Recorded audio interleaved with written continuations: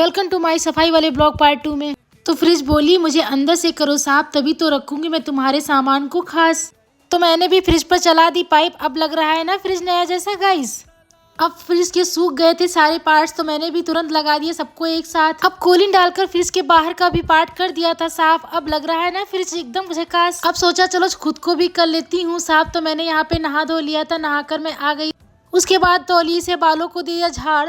तो अब चल पड़ी थी स्किन केयर करने। तो सबसे पहले लगाया टोनर, फिर लगाया मॉइस्चराइजर, और अब लगाया हर औरत की खूबसूरती बढ़ाने वाली बिंदी। और लिपस्टिक ने तो बना दिया था चेहरे को और भी खास। तो सच संवर को थोड़ा सा इतरा लिया था मैंने। तो ये ब्लॉग यहीं तक, मिलते हैं नेक्स्ट ब्लॉग में। Bye bye.